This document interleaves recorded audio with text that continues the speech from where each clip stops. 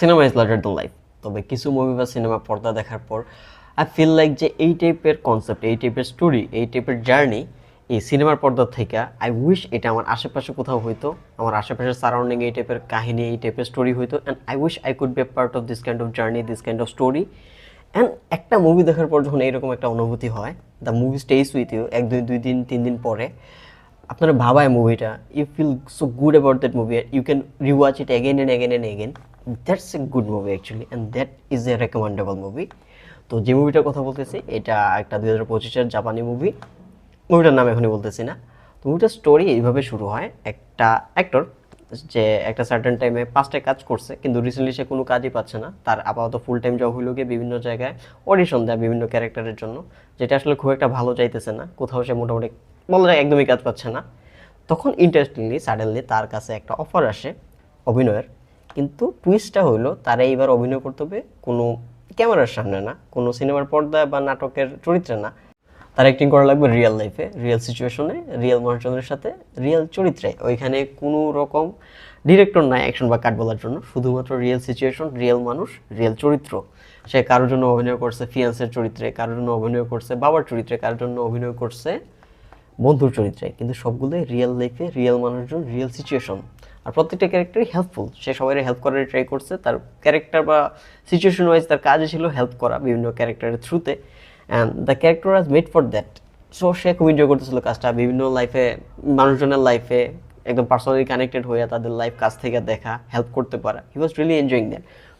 But এই যে কাজটা সে পাইছে বিভিন্ন মানুষের জীবনে বিভিন্ন চরিত্রে অভিনয় করা, ওই কাজটার একটা সিম্পল রুলস ছিল, একটাই সিম্পল রুল, ওইটা হলো গিয়ে কোনো মানুষের সাথে, কোনো কাস্টমারের সাথে ইমোশনালি অ্যাটাচড হওয়া যাবে না, কারণ this is just a job for you, এটা একটা অ্যাক্টিং জব ফর ইউ। আপনার কাস্টমার চেঞ্জ হইতেছে, আপনার সিচুয়েশন চেঞ্জ হইতেছে, একটা কাস্টমার পরে আপনি আরেকটা কাস্টমারে মুভ অন করতেছেন, বিভিন্ন চরিত্রে অন্য চরিত্রে অভিনয় করতেছেন, তো সব মিলাইয়া you can get emotionally attached. কিন্তু মানুষের মন তো, আপনি যেটাই তারে বাধা দিবেন, যেটাই তারে মানা করবেন, ওইটাতেই তার মন বেশি পরিমাণে আগায় যায়, ওইটার দিকে সে যাইতে চায়।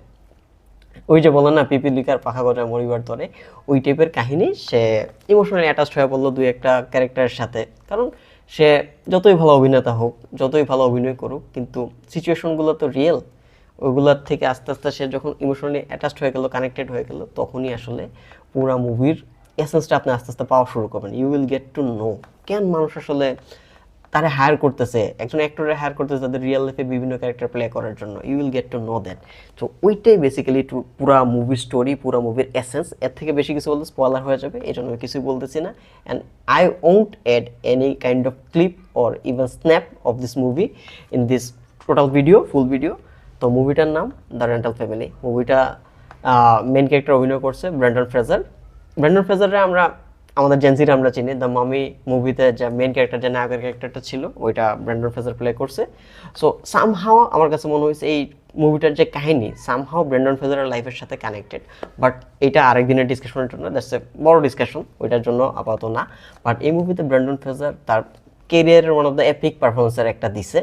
আর একই সাথে এই টোটাল মুভিটার যে cinematography, you will get to know আসলে real life Tokyo, real life Japan আসলে দেখতে কীরকম হয়, ওইটার একটা খুব ভালো সুন্দর প্রেজেন্টেশন এই মুভিটাতে আছে।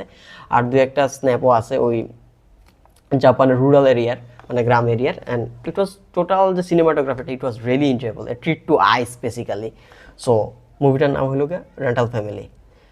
আর এইটা খুব কম মুভির একটা, যেগুলো আপনি আসলেই মিস করে অ্যাফোর্ড করতে পারবেন না। So just watch it and try to think about the movie through out. আপনার দেখার পরেও আই থিঙ্ক এই মুভিটা আপনার সাথে অনেকদিন থেকে যাবে, and that's why I am recommending that. So happy watching.